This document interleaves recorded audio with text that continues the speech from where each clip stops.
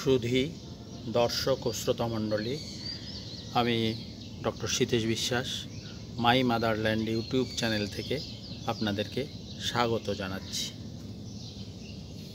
শুভ সকাল। এখন জ্যৈষ্ঠ মাস চলছে, অর্থাৎ জ্যৈষ্ঠ মাসের প্রথম সপ্তাহ। গ্রীষ্মকাল। এই গ্রীষ্মকালে দেখুন সাদা বেগুন কত সুন্দর হয়েছে এই ছাদ বাগানে। বেগুন বাংলাদেশে একটি অত্যন্ত জনপ্রিয় এবং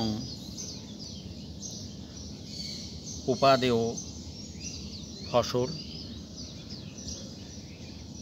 প্রায় সারা বছরই বাংলাদেশে বেগুনের চাষ হয়ে থাকে, তবে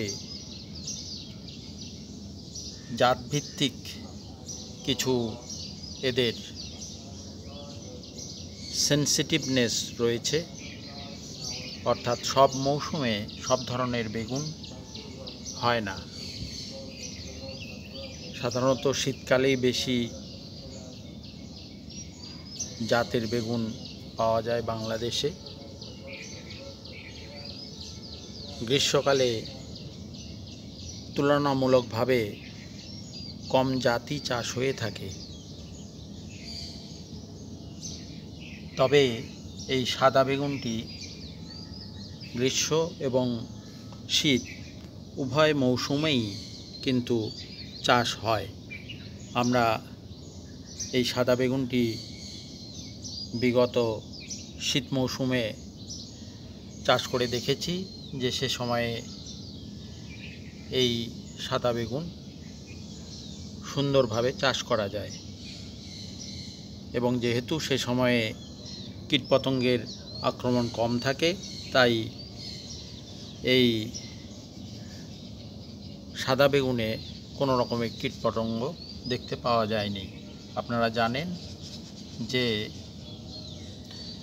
এই ফল ছিদ্রকারী পোকা বেগুনের চাষের একটি প্রধান অন্তরায়। বিশেষত এই গ্রীষ্ম মৌসুমে এই ফল ছিদ্রকারী পোকার উৎপাতে বেগুন চাষ করা অত্যন্ত রিস্কি। কিন্তু এই সাদা বেগুন একটি এমন ধরনের জাত যেখানে কিন্তু এই ফল ছিদ্রকারী পোকার আক্রমণ হয় না। এটি একটি অন্যতম বৈশিষ্ট্য এই সাদা বেগুনের। দেখুন গাছটি কিন্তু বেশ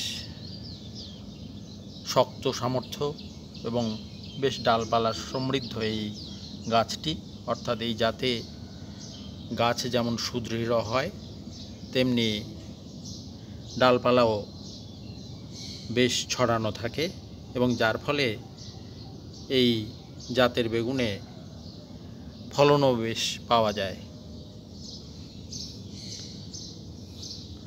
দেখতে আনকমন টাইপের হয় এই বেগুন, যেমন ছাদ বাগানে চাষ করার উপযোগী, তেমনি এটি মাঠেও চাষ করার জন্য সুবিধাজনক।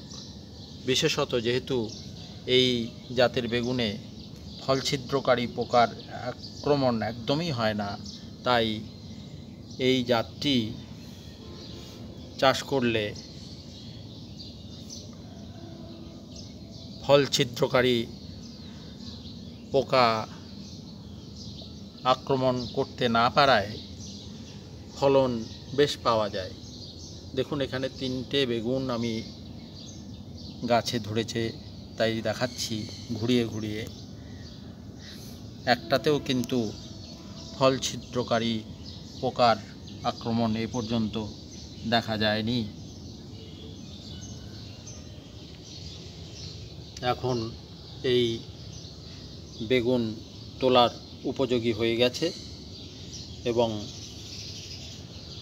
খাওয়ার উপযোগী হয়ে গেছে। এই সাদা বেগুনের স্বাদও কিন্তু বেশ সুন্দর, খেতে বেশ সুস্বাদু। ভাজা, তরকারি, চচ্চড়ি, ঝোল, যে পদেই এটি ব্যবহার করুন না কেন খেতে বেশ সুস্বাদু। তাই আপনাদের আমি এই ভিডিওর মাধ্যমে